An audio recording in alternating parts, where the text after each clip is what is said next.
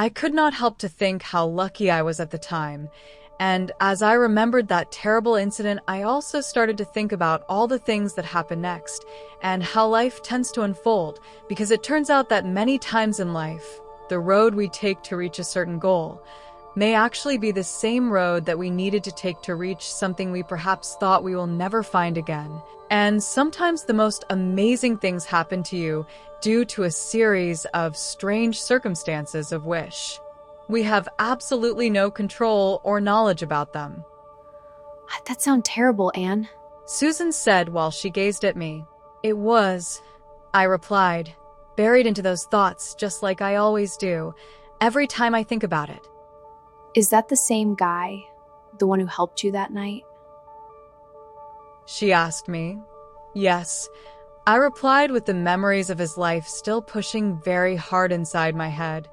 Felt so strongly I could not bring myself to elaborate more on her question. Are you okay? Of course she would notice my sudden mood change. Yes and no, Susan, these changes, what transpired is profound, life-altering in more than one way. Some of it was good, but other things are nothing short than horrible. I am never going to be the same person you knew again, I replied, and as her next question formed inside her head, I felt my heart stopping for a full second when that part of my reality took its full shape inside my very soul, reminding me of things that hurt way more than I would like them to. Did something happen to him? He had enemies, some of whom he knew about, other he did not. I said to her, then took a pause, and in the end, I paused again as something formed inside of me, a mixture of anger and pain, same mix that almost drove me crazy the first few months after this happened. Had it not been for my other friend, I have no doubts in my mind that I would have died out of pure sorrow. He gave his life to save mine in the end. I lost him, I finally said to her, and started to cry. She came to me and held me close to her. Oh my God, Anne, you are trembling. Please don't cry. I'm so sorry, and I didn't mean to revive this pain in you. It was not my intention. Please forgive me. It is not your fault, Susan. I cry because it hurts to remember, and I always remember, regardless of what I do. These memories, these feelings are always here with me. We held each other for a few more seconds, and I was thankful for her, for coming here and listening to this craziness I am dumping on her. They could have stopped it had he told them, but he was too proud and tried to fix things on his own, and now he is gone. I said, and Susan looked at me. You said they, as in more like him. She said, but not out of curiosity, even though she would have wanted to know. She did so to drive me out of that train of thought and get me talking again. Yes, they're a species, I said. I met a few of them.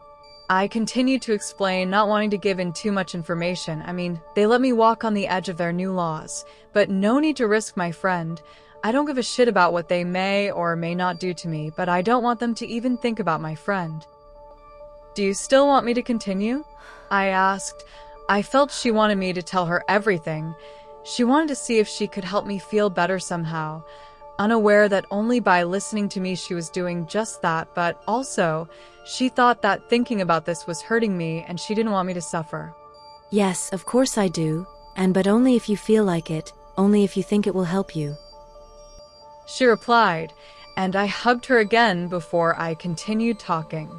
I started to gather my thoughts once more. I guess the best way to continue was to introduce the ones that became our enemies, to set up the ground and make things make sense to her, the reasons why they did what they did, and so on. So I took a deep breath and continued. What I am about to tell you happened sometime after the alley incident, long before I became a part of his life, long before I became a liability. These words carried a tremendous weight in my heart, a tremendous guilt. Rooted inside of me, I paused for a second or two, then continued. When the other players of this story started to give shape to their idea, when it became a plan, and when someone who really represented a danger to us became a part of this plan, I explained to my friend, laying down the ground for what I was going to reveal to her next, like I said. I saw her mind and smiled. She was processing all of this, and by now it was clear to her of what I was talking about. I just want her to acknowledge it on her own. I know. All of this is right there with the flat earth and the Loch Ness monster, I said, trying to encourage to speak out. You think? I can't even bring myself to say it. She admitted. I couldn't bring myself to say it either, or to believe it even after I saw.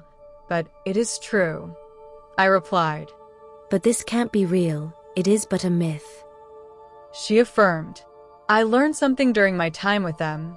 Myths are based in some reality, and many of the myths we know about, created by creatures like them, or based on people who had interactions with creatures like them, diluted throughout the years, making it harder to see what is true and what is not. She was thinking for a few seconds until she finally said, Vampires? You met vampires? I smiled. And like I started off saying, life sometimes rolls on out events that, even when they seem to be unrelated from one another, may turn out to be a road to the same destination. It was 6 o'clock in the morning, and Dr. Rudolph already had a strong 2 hours worth of work at his office and was speaking through his intercom. Why intercoms in a time where there are so many and way more sophisticated forms of communication, you may ask? Well, it was simple. He didn't want his conversations to be captured via any web services or recorded or spied on, and this particular system he had developed was harder to hack or tap. It was internal to the company only, and not all employees had access to it. Only a selected few to whom he may need to talk to in a moment's notice. The doctor didn't have a good night's sleep last night. As one may infer, he hasn't had one for some time. But tonight was not a sleepless night because of his medical conditions, but because of the news he received during the day. He spent most of the night thinking about what the helper had told him. Even though he acted as if the information was not good enough, he was interested. And now, he was having a very heated discussion with the person on the other side of the device regarding drugs sitting on a dock somewhere and the problems he was facing to move them. I don't pay you to bring me problems or to tell me you are having problems finding buyers for the merchandise. I pay you to get things done. Do we understand each other? He said, his voice doing nothing to hide his anger as the veins on his neck and forehead appeared to be ready to pop out. It was somewhat amazing he hadn't died just out of one of these anger outbursts he experienced every time something didn't come out exactly as he planned it to happen. I understand, and I assure you we are working on it, Doctor, the guy replied. Well, it is obvious you are not doing your best effort. Make sure that next time you contact me, it better be with results. Now go and do your job. And he turned his attention back to some paperwork he had on his desk. Yes, doctor, said the guy without daring to say anything to contradict him. Everyone knew people had the tendency of disappearing when they did. The second he finished, Robert entered the room. Dr. Rudolph was waiting for him to hear the report on his progress on finding what for him was his only hope to continue his empire of drugs and corruption. Besides, he knew for a fact he was closer than ever before, and he would not allow anybody to stop him now. The office he was in had a very different decoration, being an office from a laboratory, that is, and it was off limits for any personnel from the lab. Only Robert could come and go as he pleased even when the doctor was not in. The office looked like a small library. There were books everywhere. Dr. Rudolph loved this particular office above all others, and he spent as much time as possible here. It was in many senses his personal vault where he kept things that are of great interest to him, not only obscene amounts of money, an impressive collection of books, and many other things that are not relevant to the story. But these things were not the main reason for him preferring this office from the others he had. What made it different was not all the books, it was the 5 portraits that represented things that happened during some time in what now may be classified as ancient history. Each and every one of them measured about 6 feet wide by 8 feet tall. However, and don't get me wrong, I am not talking about any famous facts from history, and he was not interested on them because of their historical value either. There was one single detail that made this portraits so important to the decrepit old man. It was the one who painted them. All of these portraits were painted by the same artist, and they had one theme in common. At least most of them had. Almost all of them were painted representations of the night, all but one that depicted a sunny day with green fields and bluest skies, very pure, adorned with white clouds just like cotton balls. It looked so real that it seemed to move inside the painting. A river ran free on one of its sides. The water on the river was clear as crystal and gave the impression the paint was still wet, even though these portraits were several hundred years old. The details on this painting were incredible.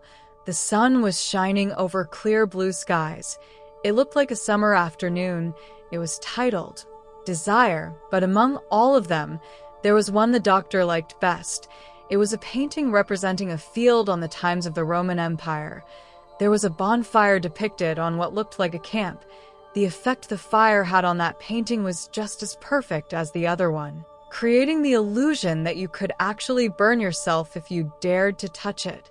The effect on how the fire illuminated the camp was perfectly captured, too.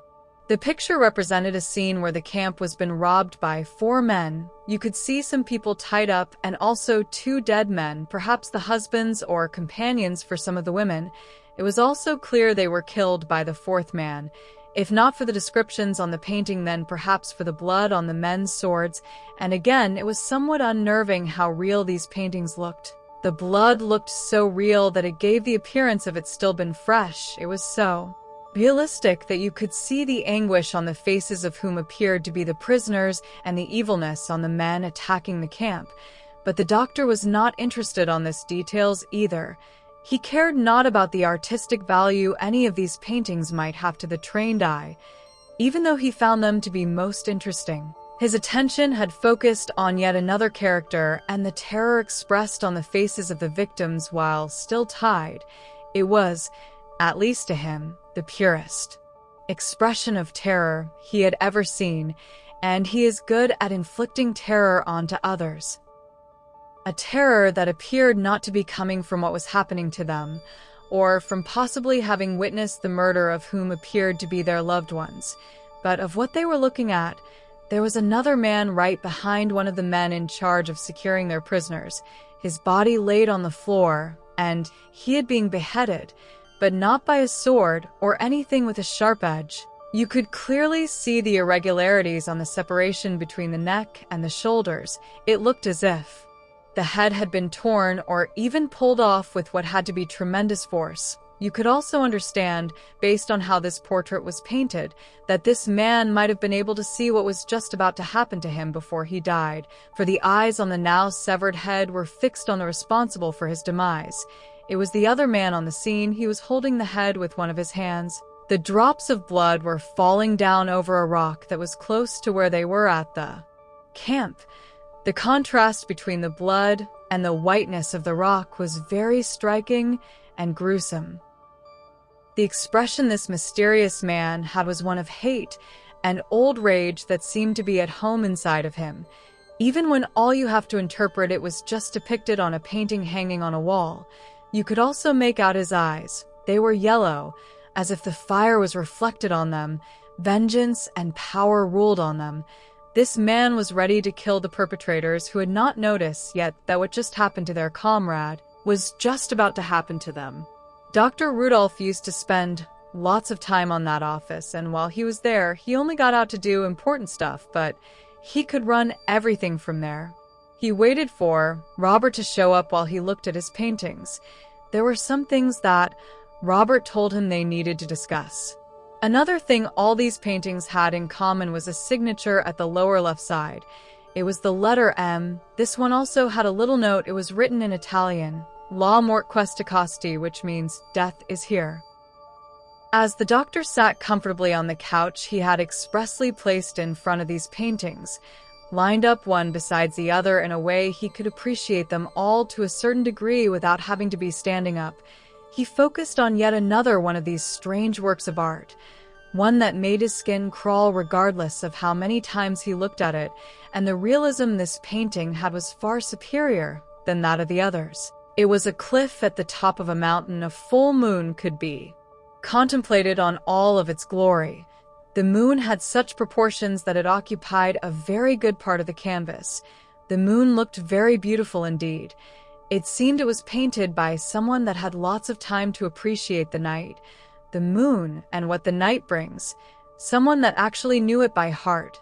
The moon was coming up from behind two mountains that surrounded a little town. Some clouds were illuminated by the brightness coming from the moon. The town was on a valley located in the middle of these two giants of nature. The details were exquisite. You could clearly see the lights from what appeared to be the oil lamps on the houses below, very far down from the cliff. You could see a water well, a few horses here and there, and a very large group of people that were looking towards the cliff. These people had torches on their hands, sticks, axes, knives, pitchforks, and it looked like they formed a mob heading for the cliff in a single line by using a man-made road that led to it. Some of the village men already had started on their way there. You could appreciate that it was a long walk to get to the top, and it was very clear what was calling on the villagers' attention. It was somebody's figure that was reflected against the brightness of the moon. It looked like a man with long hair, the wind lifting it as if the intention was to play with it and letting it fall on his shoulders, giving it irregular undulations.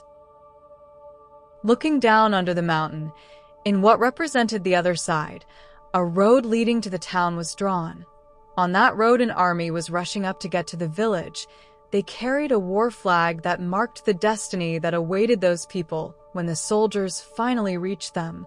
The ones approaching the town were soldiers, and their intentions were clear, for what they were using as their marching banner was a man's crucified body. The display was leading the march in front of the soldiers while it marked the army's pace in front of the whole battalion, and just like the others, this painting also had the author's signature, with a note on Russian, "Nai Budyet Oapavanai." It means, "There is no hope." Dr. Rudolph was completely fascinated about these paintings. He could be under that spell for hours. And as he lost himself looking and analyzing these paintings, a sound pulled him out of his daydreaming when the door opened, giving way to Robert. Dr. Rudolph adopted a position to pay attention to whatever Robert was about to tell him. "Oh, I knew I could trust you with something as important as this is. But come on, do not let me stop you. What are the news?" A smile full of emotion covered the doctor's face, making his wrinkles even more noticeable than usual. Being the man without scruples he was, and as he had been his entire life, getting even worse over the years and being capable of doing anything to get what he wanted, even to kill, it was very strange to see him react like this to any situation, as if being happy about anything did not belong to his character, or so it looked that way, I don't know, unnatural on him. Robert started on his report. According to what we have seen, and after our best efforts to actually follow the attack patterns, we have been able to determine the motives, or at least what seems to be the motives for this attacks. But even though we could establish a pattern, we are not able to determine where will the next strike be. However, we now know he attacks places that have at least two factors in common. The first one being that they have very large amounts of money and other things of value obtained illegally, and 2, they are illegal businesses, regardless of what they do. When he's done, the place is cleaned. No records, no money, no survivors. Anything that can't be taken is destroyed. This behavior, as a theory of course, make us assume he is after are the heads of the crime lords who run those places, and it doesn't matter where they are located. Robert flipped a few pages on some documents he was holding before he continued. Another thing that is also a mystery for us are his means of transportation, but one thing is a fact. He can travel to any part of the world, and he can do it fast. He has attacked many types of criminal organizations, not only drug cartels. We also have records that show these attacks are also directed to furtive hunters as well, making these criminals, in some places in the world, the real species on the brink of extinction, up to a point where some of our guys are afraid of poaching and will not be doing business with us or anybody else until this stops. They are afraid. He allowed the doctor to absorb this new information, to analyze it for a few seconds before he continued. Allow me to put it to you this way. Dr. Ivory is not worth the price many have paid once the responsible for these attacks catches up with them. And as you are aware, many of these organizations that have been attacked are in some shape and form under our umbrella. So it's only logical to assume that by now whomever is perpetrating these attacks has to know we are behind many of the places he has visited, and if all this information is correct, we should be receiving a visit ourselves very soon. And when we started with these investigations, and after internalizing these facts, we thought it would be difficult to catch anything important only because he has a very good menu to choose from before he reached one of our monitored operations, however, and these are the good news I bring to you today. We did get lucky enough to get him on video, using special video cameras that were strategically positioned. Nobody knew about them, not even the group's leaders were aware of them, and to prevent the attacker from figuring out the setup, we placed them at one of the new buildings we made and moved one of the operations there. But as I said, it was out of luck since the original intentions were not to record him, but to protect the investments of Rudolph's Enterprises, and as it turns out they became very useful for what you are looking for, Doctor. Using our contacts at the local police, we bought us some time to remove these devices before the police got to the place, and after reviewing the footage we are sure that it is the same thing that attacked the South Cartel and the one that dismantled the traffic of prostitutes on the North, to which we had an association. Again, allow me, Doctor. Robert seemed pleased with his report, and so was the doctor. His eyes glowed with anticipation over what he expected to see now. While Robert took out a small portable hard drive he had on a briefcase and placed it into a receiver that was located behind him, something that looked like a closet opened up immediately, and behind its doors there was a huge flat screen, something like a theater screen, give or take a few inches less. Seconds later, images started to play. You could see a man in the middle of a gunfight. All of a sudden the man disappeared and reappeared right in front of one of the men that provided security to that place. There were big men, accustomed to violence, tough guys hired to guard a criminal organization, and regardless to all of this, these men were being eliminated with surgical precision, with deadly accuracy. This intruder was like released rage in human form. Men were lifted and thrown around like rag dolls. The video showed how one of them was lifted off the ground without any effort, and with only one hand by the attacker, grabbing him by the neck, he kept the man up until he was killed by the bullets that the others were firing at the intruder. The video showed he was getting hit himself, but without having any effect on his body. Well, let me rephrase that part. Without the intended effect one expects to see after seeing a person getting shot multiple times, the only effect that could be seen was the blood scene when the bullets made contact with him. He hurled the man's body against a wall, and after that he just disappeared from the scene again. Similar scenes were recorded as he seemed to be teleporting himself from one place to another, killing his targets with unnatural speed. He was tearing them apart, and they didn't even know what was hitting them. The place ended up in flames, and in the middle of this fire you could still hear screams from those who were out of the camera's range. Some of them been silenced swiftly, others took a little longer to stop screaming. It was a morbid symphony of death and destruction as the crackles made by the fire mixed up with the sounds of bones breaking, gargled screams, and orders to defend themselves that paid no good results for them. A little time later, the police could rescue 50 women that would have been sold as sex slaves had nobody intervened on their behalf. Intervention that cost the lives of each and every one of the ones who knew what was going on behind those walls, and those that were trying to make a profit out of the lives of the women. Other things were seen on this recording. The cameras capture him while he lifted a 200 gallons plastic tank full of cocaine, just using his arms, and how he threw it to the place where the fire was concentrating, disappearing. Afterwards, just as fast as he had arrived, he simply vanished from sight, leaving only death behind him and the women who were saved. The police interviewed all of them, and oddly enough, not even one of them saw his face.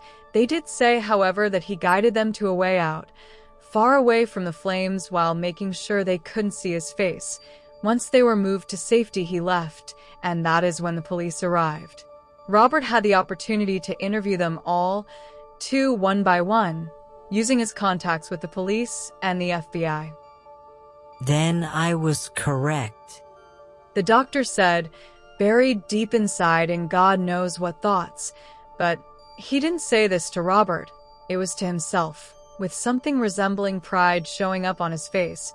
Pride for being right about what he discovered, and thinking he was also right that this strange creature would grant him what he wanted, what he thought he deserved.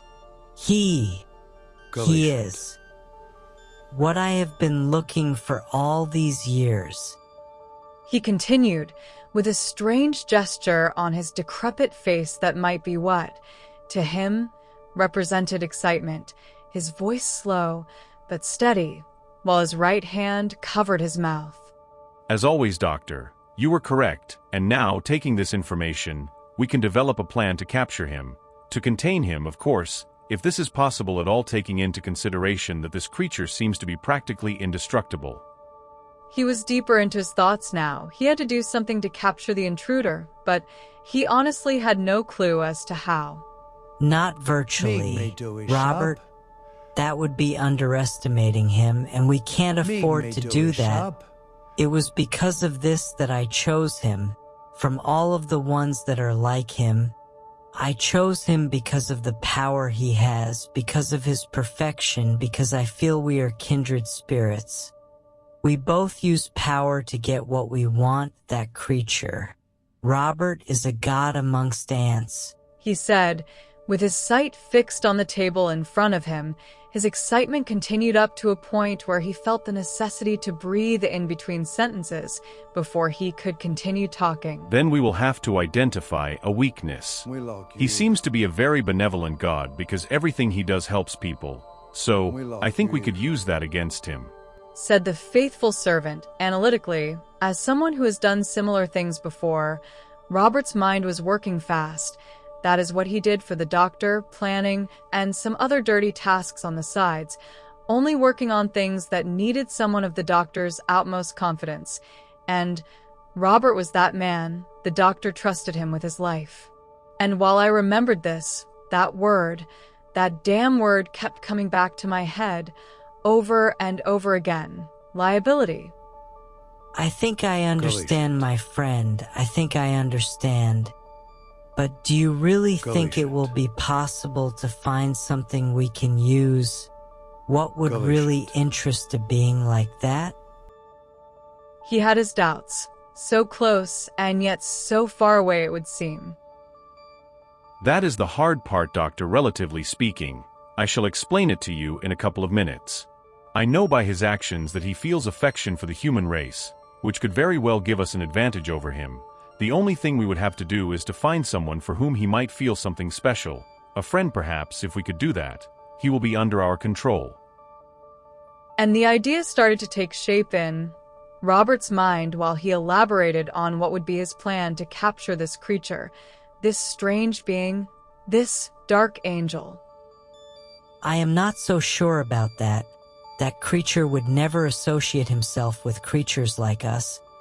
He does too much just by helping and protecting them from ourselves, said the doctor, and at that same moment a little alarm started to beep from his watch. The doctor pulled out a syringe from one of his pockets and injected its content into his left arm. Some strange-looking purple fluid went in. It was one of the many medications he had to take. He was grinding his teeth as he did this. It was obvious that there was some pain involved.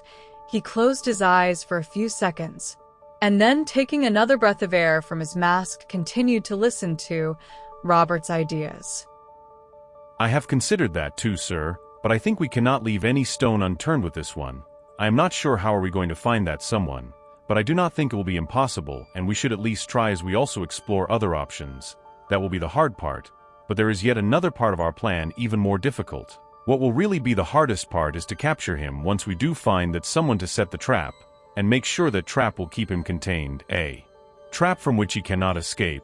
It also has to be something that allows us to keep him under our control, not just locked up, and force him to do your will. First, you have to find what will put him within our grasp, set everything up. Costs are not an issue for this. Spare no expense, Robert. Once we have that, we can come up with a plan on how to force him to do what we want. He now sounded a little more confident in his words. Yes, doctor, it will be done, his lapdog, Robert, said, and went on his way to try and develop a plan. He already had an idea on how to try and catch the interest of this strange creature. He planned on running the voice of a drug contraband to try and lure in this being that intrigued the doctor so much. He wanted to study him, to see his movements, to try and make him get closer to them. And at the same time, they will start to develop a way to keep him under control, to keep him contained. This had its complications, but nothing would stop the doctor on his effort of gaining absolute power. He was decided, and nobody will ever stop him now. He has cost me a fortune, the bastard, he finally said, with a smile on his face.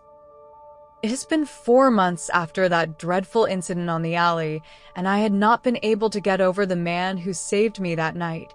His image appeared to be seared in my mind, and regardless of the time it's been since I last saw him, I thought about him every single day. My desire to see him one more time never diminished. On the contrary, it seemed to be growing stronger as time passed. I spent many nights after trying to find anything that would lead me back to him, and many other sleepless nights just thinking about him, until I came across a very interesting news article. It spoke about strange mass disappearances, places here in the United States where very bad people kept going missing. That trail led me to sources I have inside the police that told me about how some of the people in their most wanted lists had gone dark, while some of the people they knew associated themselves with these criminals ended up dead while their friends just disappeared. We are talking about 30 people at once. I followed that lead, of course, and started to look for strange deaths of criminal elements, removing anything that could be associated with violence amongst gangs and things of that sort. I also looked for disappearances amongst low-live criminals, because I became curious to see if he kept true to his word and didn't pursue my attackers. I believe I kind of had mixed feelings about this particular one. Perhaps I was trying to find a way to not think about him, and thought that if he went and killed those men, I would dislike it enough to force me to stop thinking about him, but it seems he did keep his word for all I know, or at least for what I could find. It was only by burying myself up to my neck in work at the paper that I managed to kind of force my mind to think about other things, at least for short periods of time. But it turns out that time, or any effort for my part, was no match for this desire. When I went to bed, I found myself dreaming about him. Every time I saw the alley, I hoped he might be there, waiting for me, and I even got out of the apartment once, kind of late at night, just hoping he might be keeping an eye on me, that he would show up again to check on me, but nothing, and I could not shake these feelings, the necessity to know more about him. And today, just like many other days in the last 4 months, was the same thing. I felt as if I was living in another planet, or as if something very important in my life was missing and I didn't even know what it was, but understood that there was no hope of getting it back. But I, for the life of me, could not even understand what or why. While I was deep inside my thoughts, trying to force my stupid brain to focus, but finding myself coming back to trying to figure out what was it about that man that had me like a teen with a crush, especially when it was more than clear that running away from what was obviously dangerous was the logical response. Peter came to intercept me as soon as he saw me entering the office, and as usual, and he didn't waste any time to start what on his mind might be considered as courtship, if you can call it that. Hi there, beautiful. How are you? Well, the question is kind of stupid. I can see it very clearly. Seriously? And then he browsed me with his eyes. It was a dirty look, to be honest, but my mind was traveling to some strange place at the time, and I didn't have the space in my head to make too much of it. Your mother is a great person, and I know you need your job. I know your mom needs your support. That is why I have not filed a sexual harassment complaint under your name, Peter. I wonder if he was actually born that rude, or if that was some kind of acquired ability. Every time you say something to me is actually worse than before. I paused. I want you to stop, Peter. We will never be a couple. I will never go out with you. It will never happen, and I am tired of having these interactions with you. I said firmly. It stops today, Peter, I added. Sorry. And you're right. It will never happen again. He said, giving me a surprised look while I passed by him. Why don't you tell me if you got some new information about the investigation we have going? Hopefully that will force him to focus. Yes, the deal will go down soon. It may be another month or maybe less. There have been some last-minute changes that pushed this exchange further. My informant also gave me the point of encounter. He will confirm later when a date is set, and he urged that we must be very careful though. This will not be a regular drug transaction, so definitely not a walk in the park, and he also said he had not seen an operation this big on the US in many, many years. Usually these type of deals are closed. Where and in a way that makes it easier to bribe the right people. And I agree with him. Besides, remember that your little friend from the alley will not be there this time. He said this trying to make a joke, and because he felt jealous of a stranger, but also because he knew I have been trying to find him and have not been successful on doing so. So the only thing he managed to do with his little jab, albeit unintentionally, was to hit an unprotected nerve. And after his words, I wondered about the possibilities of a lightning striking twice on the same spot. Huh, you're right. Keep dreaming, schoolgirl with a crush on the tall, dark and handsome and dangerous. I might add, quarterback. And as I continued to fall into that line of thought, my brain betrayed me and told my mouth to speak out loud what my mind wanted to conceal, coming out almost like a whisper. I wish the opposite was true, and there she was, the stupid daydreaming schoolgirl with a Pulitzer. What did you say? I thought I heard you say something. I was annoyed by Peter for asking, and that made me notice that something had changed in me. In the past, it would take more than a few comments and dirty looks to upset me. 1, because it is something that will never happen. 2, because dealing with the kind of people I deal with in my investigations and in a regular basis, one tends to develop a thicker skin than most. And these kind of interactions, though it shouldn't happen, become part of the many other things that shouldn't be happening, but that we don't pay too much attention to. Yes, I've stood my ground before, but now I was harsher and clearer, and I thought that was enough, and it should have been enough.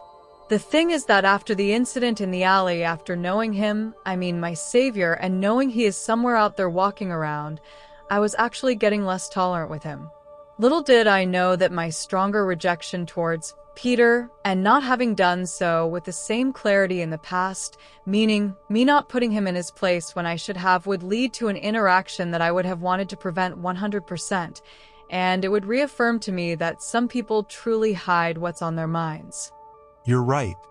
Well, I'll start working on the things we will need. We will be ready when the time comes. Let's get to work. And finally, he was off my hair. This investigation is not one new.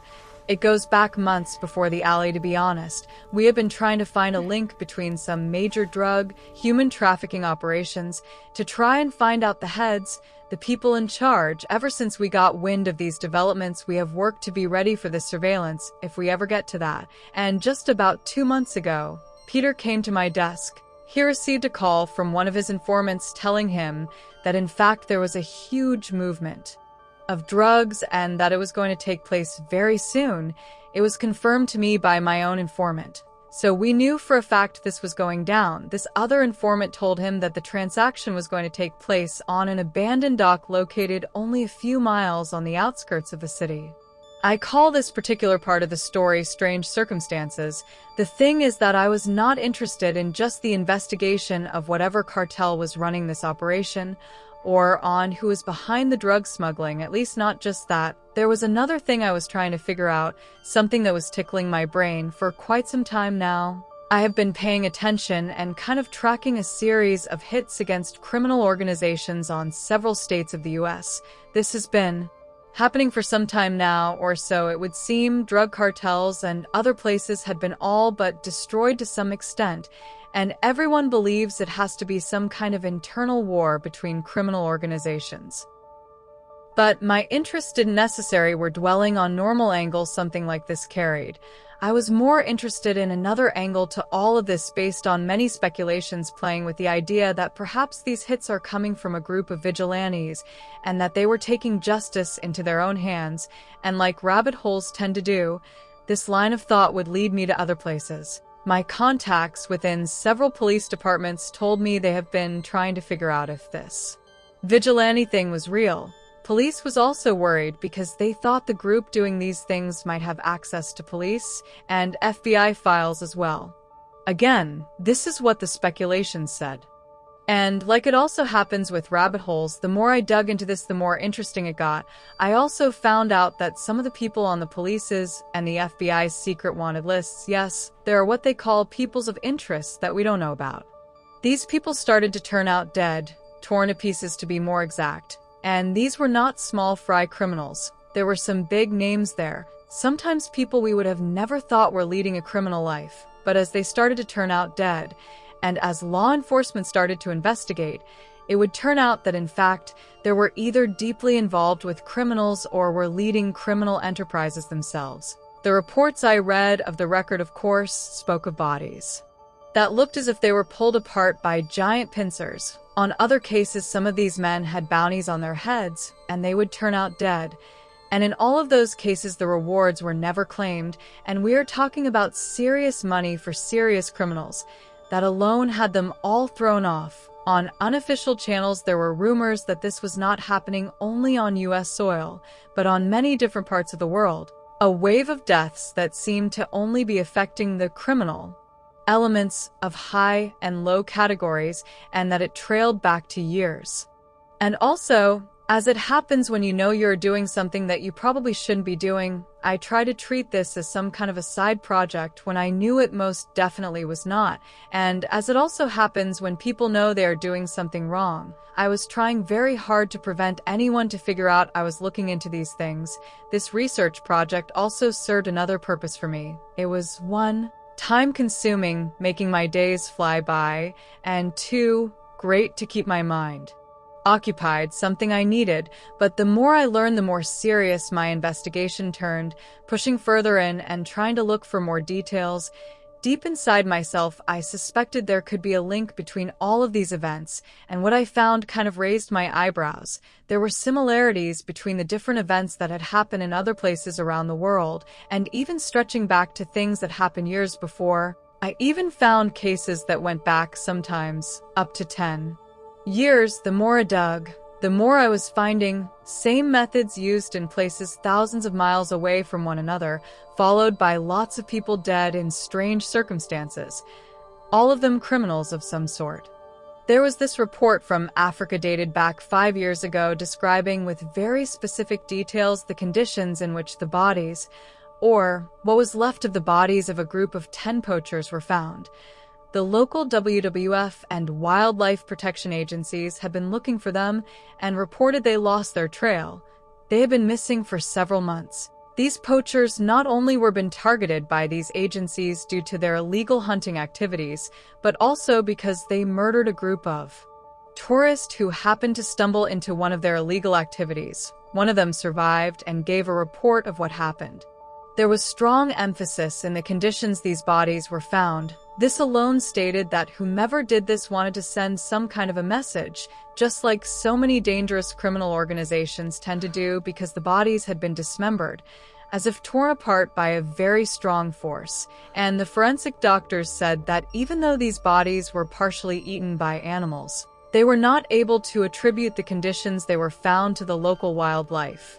The conditions in which they died were very cruel. To quote one of the comments I read from one of the several people who got to see these remains, it was as if they were killed with intent to inflict pain.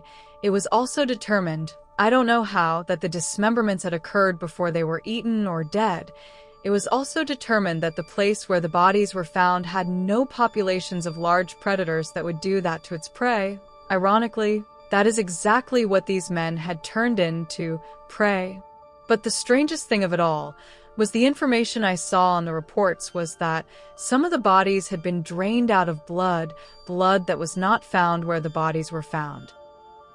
Things got even stranger because one of my contacts told me that they were looking for 14 of these men, but that they only found 10 bodies. My informant explained, even if the local wildlife has access to a body, something remains that allows them to identify something, but that on this particular case, only the IDs of the dead men were found, including the IDs of the missing 4. Another interesting detail on this case. And according to the scene, the experts concluded that they were trying to defend themselves from something. There were bullet shells and bullet holes all over the place. This, according to the experts, meant that the men were shooting in a pattern that meant them trying to defend their perimeter from what might have been a very large group of people, or that they didn't have a clue to what the hell they were shooting at. I thought that the second option is more likely the correct one. Why? Simple, because there were no more bodies around but the ones from their own group, nor traces of other people in the area but their own. There were no bullet casings in a position that would suggest an armed confrontation, no tracks, nothing. And to add more mystery to this, to make it even weirder, is the fact that none of the dead men died because they were shot. They died of things like broken necks, extensive body trauma, dismemberment, and extreme blood loss. Even when, like I said, on those particular cases, the blood was not found on the ground where the bodies were found. All the bodies were identified, and to make things more interesting still, all of them had either prices on their heads, warrants for their arrest for killing endangered animals, ivory contraband, and many other types of crimes. You name it, it was a very strange case because with such a numerous group of hunters, some of them known hard-ass criminals, not even a group of hungry lions would have been able to get that close to them, keeping in mind that on that particular area, there are no large predators such as lions. And as if things were not strange enough, authorities were left to try and answer why. When these men had been hunting for some time and had a pile of goods gathered over time, everything was untouched. There was a real fortune on ivory, zebra skins, and other things. All of it found intact by the guards inside the same clandestine, in the middle of nowhere warehouse, where the bodies were found. The doors of said warehouse had been left wide open, and that allowed animals to walk in and have their way with the bodies left inside. So the mystery involving the attack is big. The authorities are now fearful that other men may desire to turn into vigilantes. It could be the beginning of a real chaos. I would have liked the opportunity to travel in person to Africa to cover that scene after receiving the report.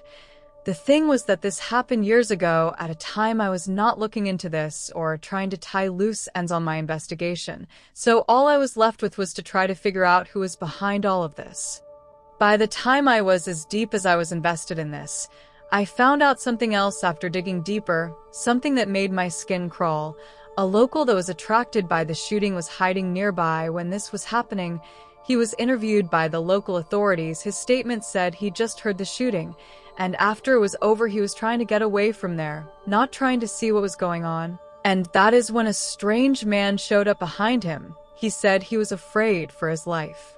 The moment he saw this man, not because he had a gun or because he was threatening him, but because of the yellow eyes on the man's face, he said they seemed to glow in the dark. The man looked at him for a second or two, and then calmly walked away. He doesn't remember hearing any vehicles moving away from the area, and that was only possible if, like the witness, you lived close by. When asked if you could identify the person if he sees him again, the guy said no, that the only thing he can remember seeing were his bright yellow eyes and an extreme sense of fear that disappeared when that strange man walked away. And that right there had me thinking of how I felt when the alley incident happened. I was afraid of whom became my savior, not because he was threatening me, but because I felt threatened dead by him, because of the presence he brought with him. This became hot news at the time, and all the media, at least over there, had something to say or add to this, but there was nothing revealing coming out of what they were reporting. They only repeated what the official sources were saying. They would only repeat over and over again what others had already said, on some occasions with some decorations and flowers that would make this story to become a little more interesting, as if this thing was not strange enough as it was, and in my opinion, taking away some of the seriousness of the report. And of course you have the yellow press. They had some pictures of a demon that was supposedly responsible for this, and that was feeding out of the evilness of its victims or something like that. This was just enough to fill up the expectations of its readers who love this kind of strange stories. But in reality, it was not something coming out of any reliable source. Or was it? I found as much information as I could about these cases, trying to find a link between them perhaps, and discarding the ones that appeared to be random and unrelated. As it happens, once you are deep enough into a research project, other things pop up. So after reading this report and all the related stories I could find about it, I immediately started to research if there are any more accounts like this one, and bingo, there's something else that really triggered my interest. It was an investigation that had an eyewitness. That alone was weird because one common factor that I found on basically all the accounts I investigated is that there were no survivors. A police officer who was unlucky enough to step into an execution related to drugs and illegal weapons without backup was badly wounded but saved. And as soon as I started to read into it, some keywords I already had pre-programmed into my brain started to signal at me from my computer screen as if they were neon lights. It was a transcript of the interview the police made for the record. It was never used, never released, and I could understand why the police officer kept on saying that he was saved by a man, and that the man who saved him had yellow eyes that appeared to glow in the dark. He stated he is a hunter, and that while hunting at night, the eyes of the animals have certain glow to them, and we have all seen that, I am sure, the way their eyes reflect the light, eerie in animals per se, and just like that the eyes of that strange man glowed, but with a yellow color to them. And the unnerving part of it is that a human's eye doesn't return that kind of light reflection because of the absence of a reflective layer called tapetum lucidum. The eyes of human absorb light instead of reflecting it. He also said the man had very pale skin and inhuman strength. After this revelation, if you will, I read and looked at news from all over the world, but it was not easy to find a pattern of activities that would link what I was starting to investigate versus what I had experienced. Remember, I said difficult, not impossible, for I did find similar cases with similar descriptions, yellow-eyed superhuman man who saved me, but I also found some other stories about innocent people getting killed by a yellow-eyed creature, and I could not help but to think about the stranger on the alley. It was too much of a coincidence to be overlooked, especially when I have to acknowledge there is a great shroud of mystery that falls on him. So I refocused my searches to try and find more supernatural accounts, going to folkloric things and mythical investigations. More colorful and elaborated comments spoke about demons or evil spirits taking human shape to do things, accounts of strange people just walking by a street, spotted by people from inside their homes, and once these strange people noticed they had been watched and looked at them from the streets, they saw that strange effect on their eyes, but there was something yet as mystical, but not so dark about my savior. He didn't kill my attackers, and in the two accounts from eyewitnesses, the supernatural being only killed the bad guys. There was something I was missing. I also found out similar things in many other incidents, separated only by months from one another. There was no evidence of anything but death and missing people, which gave life to rumors amongst the locals, speaking about a ghost. Rumors that surely came out of the assumption that whatever it was that attacked appeared as if it could not be destroyed, or so it seemed like it. There were no witnesses left on these other incidents. But all of this came from people elaborations and theories without any proof. Going back to the interviews with some of the locals about the poachers, there was a very interesting one. It was a family from Africa, and they spoke about the Matokeo ya Yudafataji Kwa. In Swahili, the Dark Angel of Death was the one responsible for the death of the poachers. Some people thought this acts were cruel and even animalistic. Some others actually applauded them. I dared not to judge. Yet, though I am not in favor of killing people regardless, and in my line of work I am exposed to many ugly things up to a point that I feel it will change me someday, and if anyone can help me in a situation like this, kind of like what happened to me at the alley, or almost happened to me thanks to him, I would be grateful regardless if he killed the criminals, or not even if I will try to prevent anyone from losing their lives, like I did. I found myself into a realm of things that I would have ignored under other circumstances, but when you come to think about this, there are places on this planet where polytheism still exists, and some others where they still practice cannibalism. The civilized humans would think that these are barbaric costumes, and it could be true from a certain point of view. But what does barbaric means? Those scenarios or the different realities in which we live in, a reality in which to get sick has become a luxury because of the incredibly impossible costs of medicines and treatments. Medicines that for the most part are only designed to mitigate symptoms and not necessarily to cure a disease. A reality where there are people, if you can call them that abuse babies of only days or months old. A reality in which a priest and/or a Catholic father, without any regards for their religion, has sick relations with children, and then their particular cults or organizations would go out of their way to cover it up for the institution's sake. Because fuck the victims, a murderer that declares himself crazy and by doing so, not pay for his crimes. Well, the question had me thinking, and I guess it still does, who are the barbaric ones, them or us? So if we do compare, and if you ask me, the fact that a man would eat another because of his beliefs and maybe because they haven't had the chance to learn anything else carries a lesser weight than what the human race on the civilized world are capable of. I thought about all of this, all the stories I read about people who were saved under strange circumstances, finding the similarities, the same descriptions of what I saw, my mind trying to find an association with these events and what happened to me, perhaps because if I did I might also find a way to see him again, or perhaps it was only because he was on my mind all the time, and because of that, I might have been suffering from a very strong case of apophenia. This at least might logically explain to me why I kept seeing these so-called similarities in all these cases, or when you come to think of it, maybe it is because there are things that can relate directly with him, like the strange stories about creatures with the strength of 1,000 men capable of going through walls, and lots of other stuff.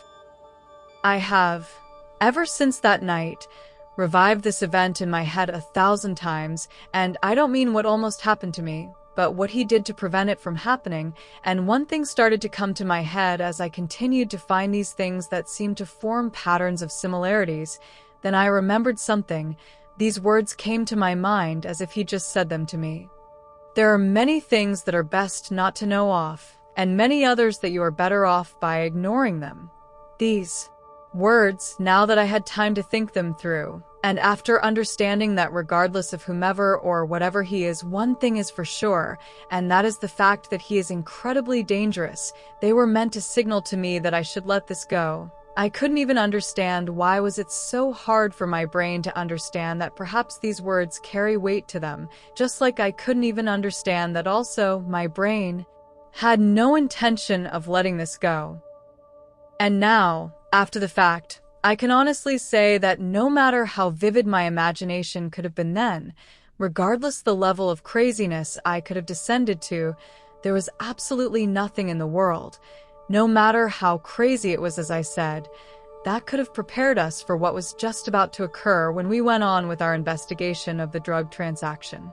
If you hear a bump in the night and you go out to investigate, you will not go out looking for monsters, but as I was thinking about this, I know that deep inside, I think I knew the answer. My mind denied it, but my soul pointed at it.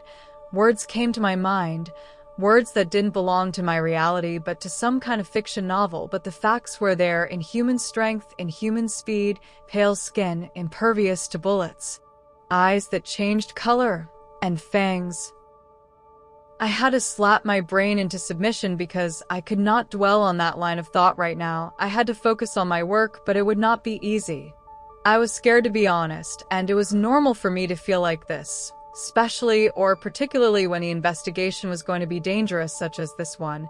I had to think about what could happen to us. My focus had to be at its peak by the time we had to go to do our job, so I guess we will have to brainstorm the hell out of this one once Peter comes back with the details. One mistake, and it could mean my life and his too. My phone beeped, pulling me out of my head. I saw the message showing up on the notifications tab. It was one of my contacts. I was waiting for this lead that had to do with our investigation. My contact told me he would meet up with me at night in the usual place, so I found myself wishing for the day to fly by, just to get out, perhaps. While working in the field, I would be able to focus in doing my job. I arrived early at our usual meeting spot. It was a bar away from the city. Not the best place to be if you ask me, but I was kind of used to get into shady places to do my job. So I went inside the bar, ordered a beer, and sat down waiting. I chose the same booth we always picked, away from the main door but not too deep into the place, checked for the envelope with the money I was going to pay him with for the information, and waited, and waited, and waited. I was there for at least 2 hours and 5 beers before I decided to leave. I texted him, "Hey, I hope everything is okay," and got a reply, "I am sorry, he told me to leave." The response read, "What? Who told you to leave?" I asked to myself, and I was about to call him when a man, sitting on the booth behind the one I was in, spoke to me. "You were looking for me." My blood froze. Every hair on my body rose. My heart went up to my head, and my soul ran away from me. He continued, "Are you feeling all right?" He asked, ever so casually as I waited for the air to return back to my lungs. "It's you," is all I could say. For months looking for this man, he finds me, scares away my informant, and that is all I could say. "I remember asking you to please stay away from dangerous places," he said, still sitting down, utilizing, or so it seemed, the darkness on this place to keep his face concealed enough that it could not be fully seen. But I swear I saw something shine kind of at the same level his eyes would be. "You said dark alleys, not shady bars," I challenged, and he soft-laughed. "I believe the meaning of what I asked was implied, but you are correct," he said, while leaning back, concealing his face even more. I just stood there, not knowing what to do now. "Would you like to join me?" he asked, and after I sat down, I thought that maybe I should have waited a little longer before I accepted his invitation. It was too obvious I was waiting for him to ask me to sit. "And I am not looking for you," I lied. "Yes, you are poachers in Africa, gang members missing, supernatural researches. Some of those things have nothing to do with me, some do. I've been keeping an eye on you, just making sure you were doing okay, so yes, I know you were looking for me," he admitted, and my heart stopped for a full second. My mouth opened to say something, but it closed again. "You shouldn't," he added. "But why? You saved me, and I wanted to. I don't know, talk to you maybe?" I admitted. "Because it is not safe. I'm not safe or good for you." I must admit I am afraid of you, but I can't help it. But then I realized that if you wanted to hurt me, there is nothing I could do to stop you, and you would have done so already. I admitted this to him. "When I say that I'm not safe for you, I don't mean I would ever hurt you. What I am is not safe. I am not safe," he said, and I noticed something in the tone of his voice when he said this, but I couldn't make out what it was. "Then what is it I don't understand?" I asked. He kept quiet for so long that it made my simple question sound awkward. Then he responded. "You need to stop trying to make contact with me," he demanded. "Is that what you want?" I asked, and it made me feel sad he didn't want to at least talk to me, and I don't even know why I felt this way. "This is more difficult than what it should be," he said, but as if speaking to himself. "No, and that is not what I meant. I could only be so lucky. I am just trying to protect you from my world, from what you would learn if I let you in. Your world is known to you. It is relatively safe. Even though you strive to place yourself in bad places, but still, it is familiar. That will change if you keep walking down this path. Please stop trying to find me. I remain around this long because just the fact that you're looking for me is dangerous in and of itself. And it is my intention to keep you safe." He said to me, his words sounded sincere, but still, I couldn't understand what he meant by it. I mean, I could guess it had something to do with the things I saw him do, but there was something else, something he was carefully keeping hidden from me. But the best part of it all was that it seems he wanted to be here with me, and he shouldn't for some reason. He knew my name? And why did my name sound so nice when he said it? I was quiet for a moment. What if I don't want to? I challenged. I don't think you will like what you might find. He warned me, and I didn't believe my brain when it came up with what I was about to say to him. I already like what I found, and there is not changing that part. I haven't been able to stop thinking about you since that day. Yes, I've been looking for you like a stalker. I want to get to know you, so no, I am sorry, but I can't. All I do is think about you. I confessed, not sure how he would take that part. And even after what you saw me do, you still kept looking? Yes, I am more interested, more curious than frightened, to be honest. I paused, and you said you kept an eye on me. I want to know why. I told you. I wanted to make sure you were all right. He said, yes, but why? You just told me you don't want me to keep looking for you, so why would you care about how I feel? I asked, upset at his rejection, but again, I had no clue why I felt like this. Because you didn't deserve to have that experience, just like you don't deserve to have something like me close to you. Please stop looking for me. And he stood up to leave, but I stood up to follow him. Wait, don't go. But he kept walking as I followed him. Why did you come here just to wave me off like this? I asked. He stopped and kept quiet, his back to me. I also stopped, too, waiting for his answer. Because...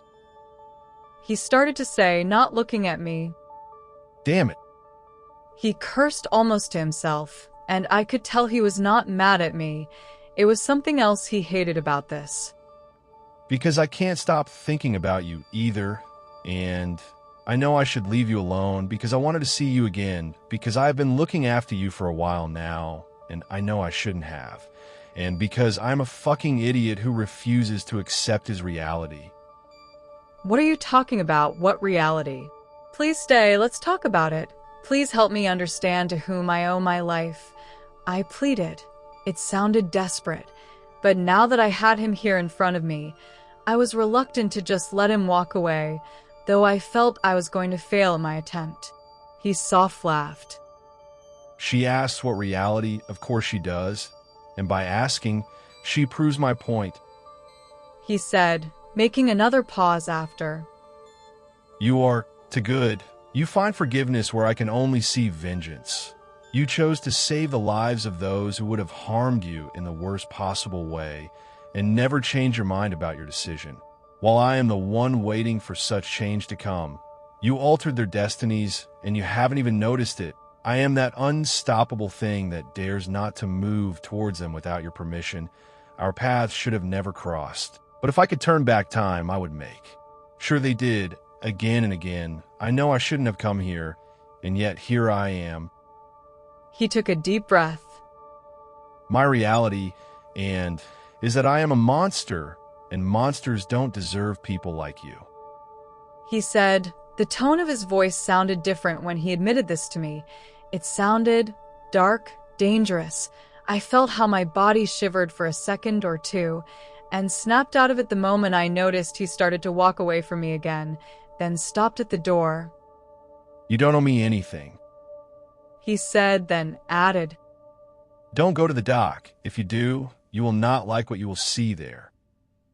He opened the door and walked out. I followed, almost running, but when I got out, he was no longer in sight. Just like before, he disappeared again.